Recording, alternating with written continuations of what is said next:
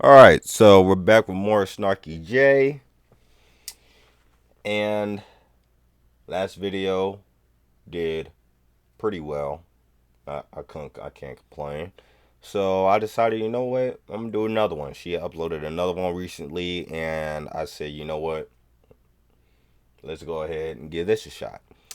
Disney, Star Wars, and Marvel, you can't go home again.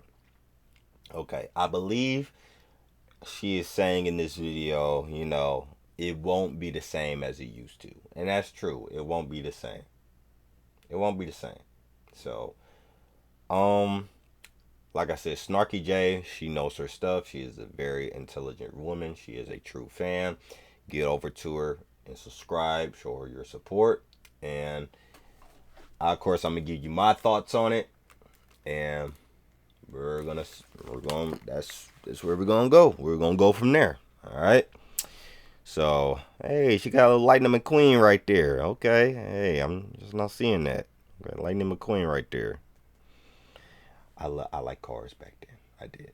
That was the childhood movie that I grew up on. You know, yeah, I'm pretty sure. How old is she anyway? I don't know. All right, let's get it. Marvel has pretty much learned the lesson that you can write enough garbage, put out enough half-finished but if you put out a piece of content with enough cameos and Easter eggs, we will eventually light up for you all over again on Twitter and rave about how the MCU is saved. It really doesn't take much to shift the tides. Yeah. Hi y'all, Snarky J Cosplay here.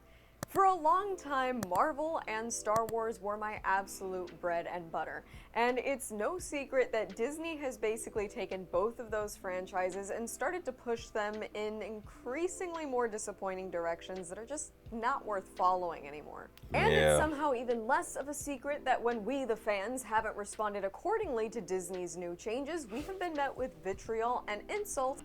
Okay, hold on. Now, before she go any further, I just want to say this. I didn't start watching Star Wars. The first Star Wars movie I watched was The Force Awakens. That was when I was like 12 or 13 years old. I think I was in elementary school. No, I was in middle school when The Force Awakens came out, I think. It was like around 14, age 14. But people have told me like, yo, you gotta watch the original trilogy. That came out in the 70s and 80s. You gotta watch the Revenge of the Sith. The ones that came out in the 2000s. You know, those the ones you gotta watch. And when I have the time, I will watch them. Okay, yeah, I will watch them.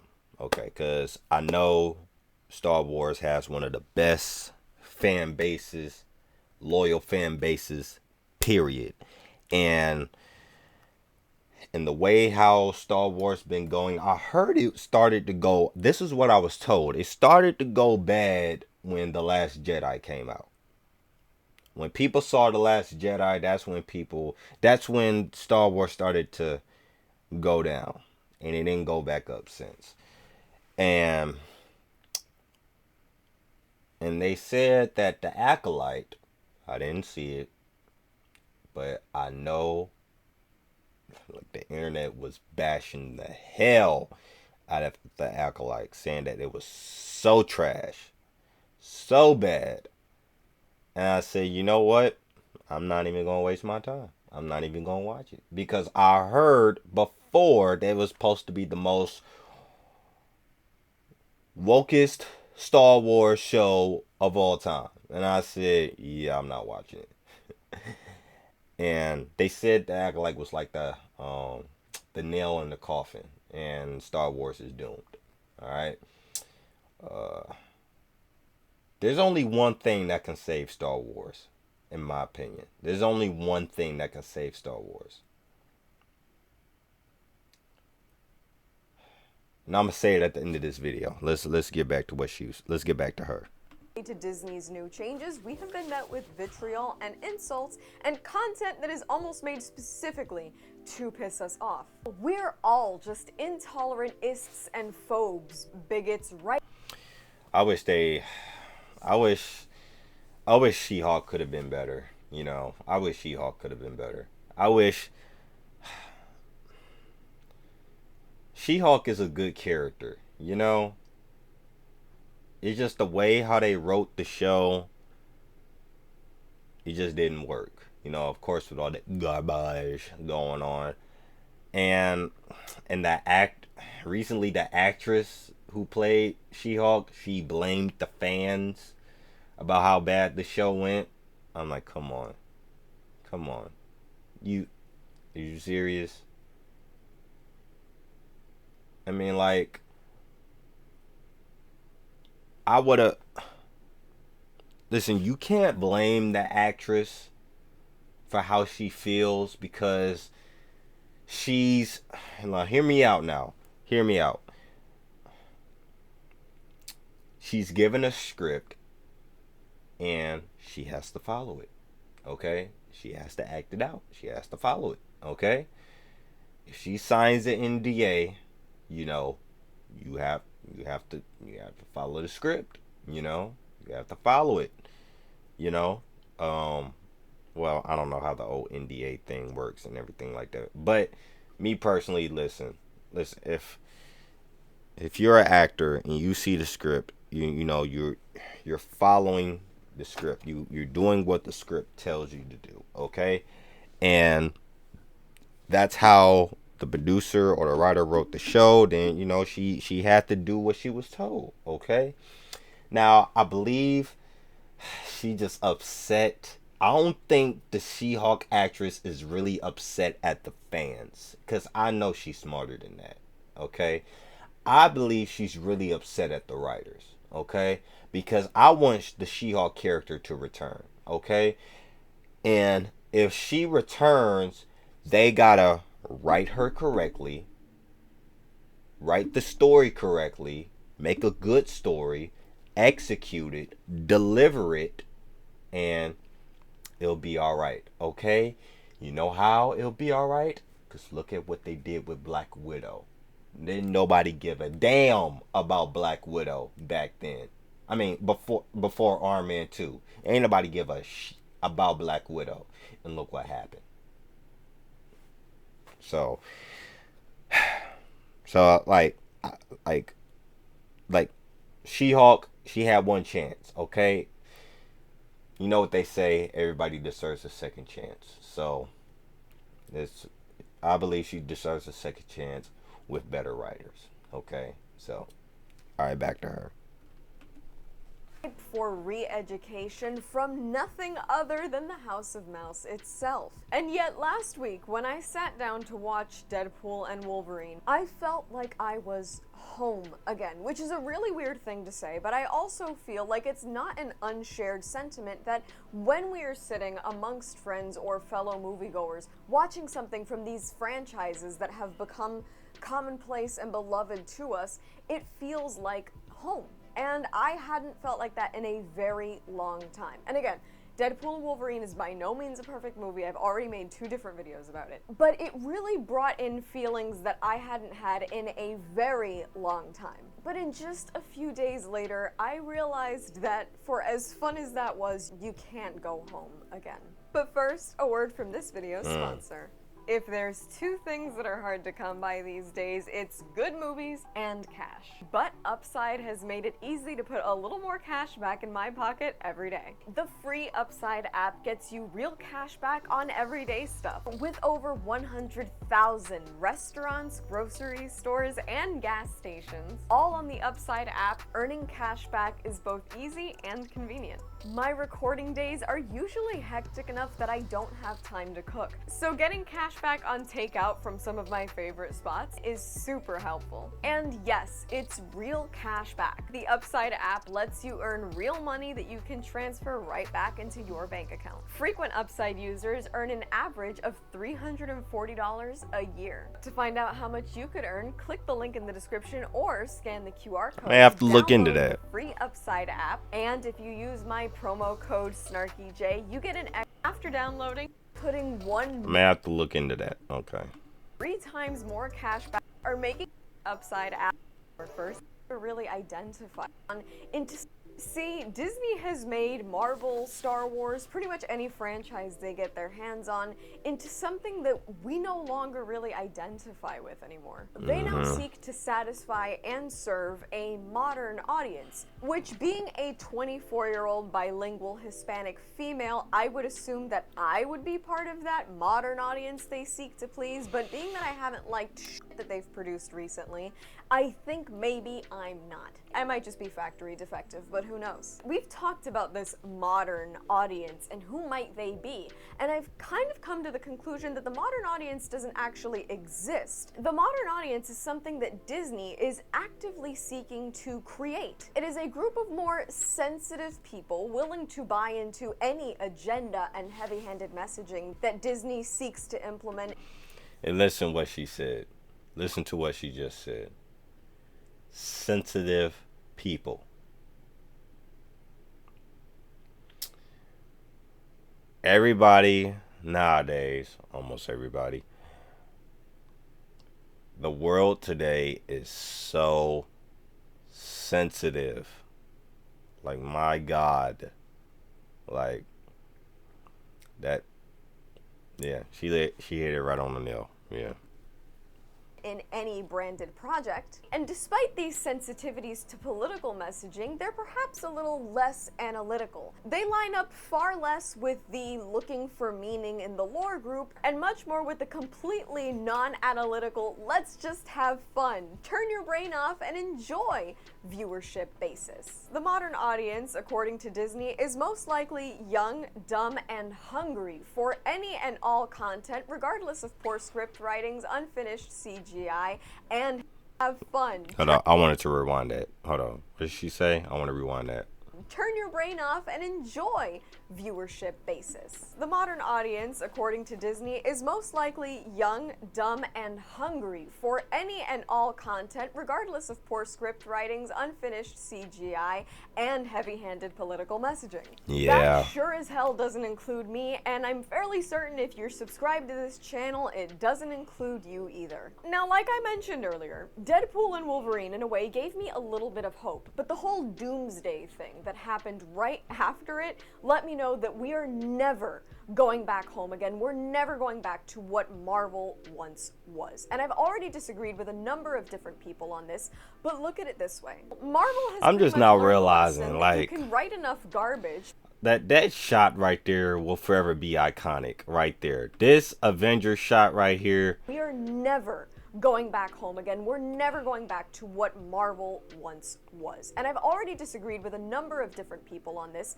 but look at it this way. That will forever be iconic, man. I want to go back and watch the first Avengers movie. Shit. But she's right. Like, after that Robert Downey Jr. thing, the Doctor Doom, I was about to say Doomsday. Well, Avengers Doomsday. The Doctor Doom thing, like, yeah, that just kind of looked like, yeah, Marvel's probably not going to go back to what it once was. Yeah. Well, hey. All I got to say is, stay tuned for what I got in store. Marvel has pretty much learned the lesson that you can write enough garbage, put out enough half-finished shit, and insult the fans enough. Sure, we'll complain, but if you put out a piece of content with enough cameos and Easter eggs, we will eventually light up for you all over again on Twitter and rave about how the MCU is saved. It really doesn't take much to shift the tides. And it's obvious that bringing Robert Downey Jr. back as Doom is a desperate attempt to become Twitter's media darling all over again. And yet it is such a far step away from what we once had. Need I remind you that when we got the first team-up Avengers movie in 2012, which was unheard of for its time, we had already gotten solo movies for half the team. We were already familiar with this overarching storyline, and we were already connected to the characters because Marvel had taken the time to develop that relationship with us, not just the viewers, but also dedicated fans.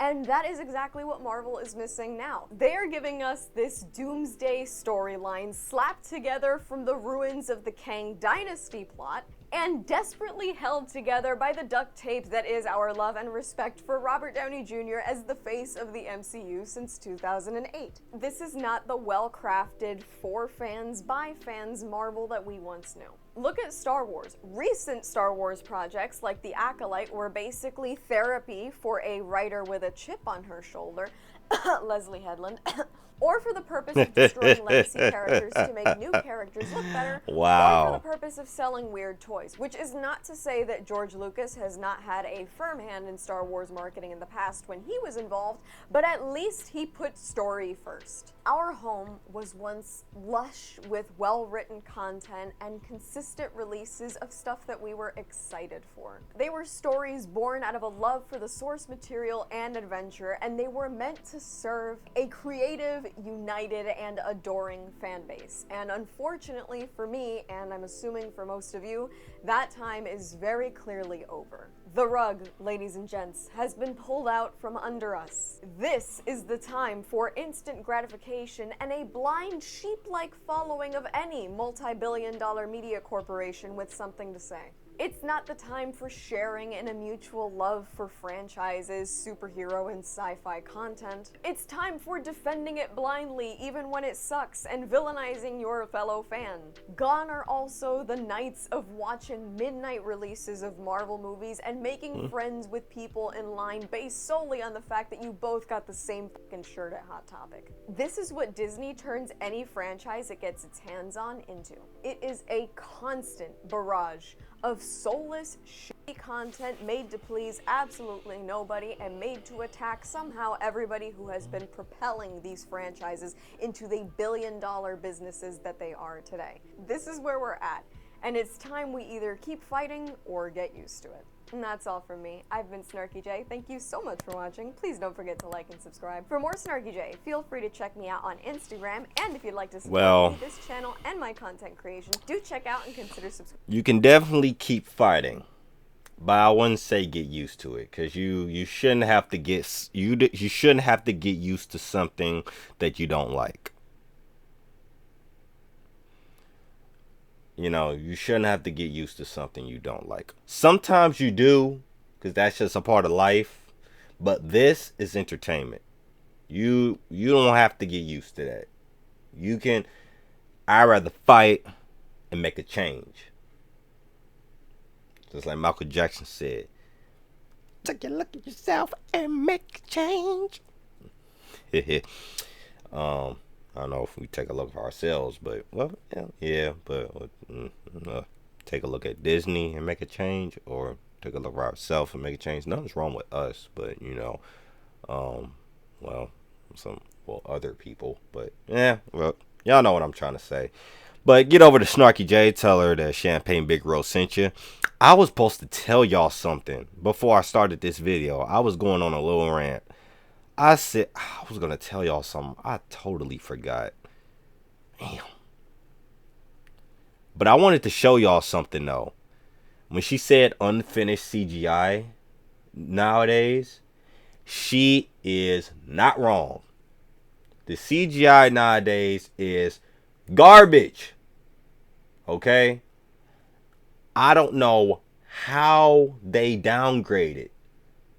I mean, with Marvel, I understand, like, they went from, I know they started focusing on the TV shows more, and half of their money weren't going towards the movies. It was going towards the TV shows and stuff like that. That's why the cinematography and the CGI didn't look that good in the past few years in the Marvel Cinematic Universe projects in the movies and stuff like that. That's not just the movie in Marvel, though. It's been like for other movies as well. The CGI has not been that good, and they said that was the downfall with Marvel too. They said when they started bringing in those TV shows, they said that was part of the downfall as well. They should have never started doing the TV shows. They should have kept doing the movies, and only movies.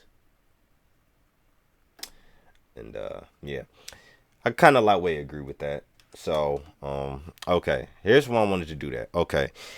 Here's what I wanted to do. Okay, I wanted to give you an example of CGI back in 20 2011 and the CGI now. Okay. Let me take a look. See. All right. CGI She-Hulk. I'm gonna look. CGI. I can't type. Okay. See, I can. CGI She-Hulk. Okay. Take a look at that. Okay. That's not bad. That's not bad. I mean, yeah, it's not bad. Could be better, you know. I wanted to get a better example though.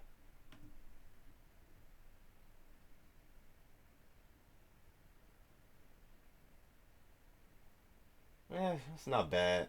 Okay, take a look at that CGI, right? Okay, now let me show you something. This is CGI back in 2011. This was when CGI was at its peak.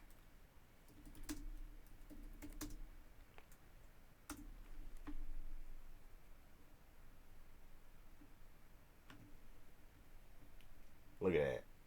You see that? That's 2011. Transform. Well, now, in fact, we're gonna look at some. We're gonna look at some foot. No, we're gonna do this. We're gonna do this. This will be better. Transformers. I can't type. Dark of the Moon. Okay. Let's see. Let's take a look at this. Take a look at this. Take a look at the CGI. Hold up. I'm gonna click on a random video. Take a look at it.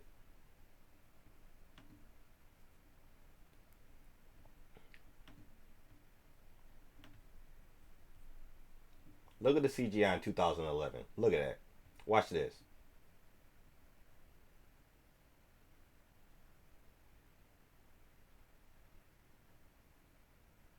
You see how good that looks? Like, let me go back over here. Let me go to the best part. The best part. Let's go to Optimus transforming.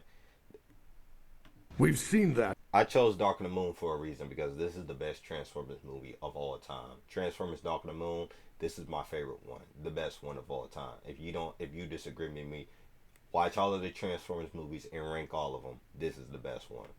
Then this is not that. Definitely. Look at the CGI this here. Is worse. Prime, make something of yourself. He's pissed.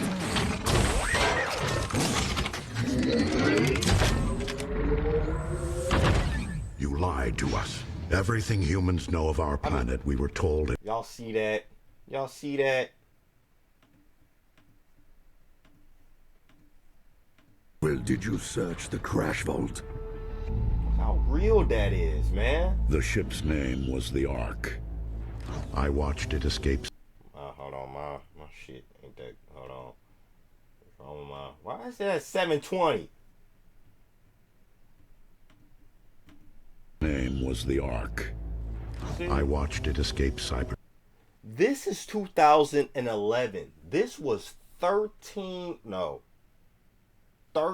years ago. Tron myself. It was carrying an Autobot technology which would have won us the war. And its captain. Who was its captain? The great Sentinel Prime. Look how real that CGI looks.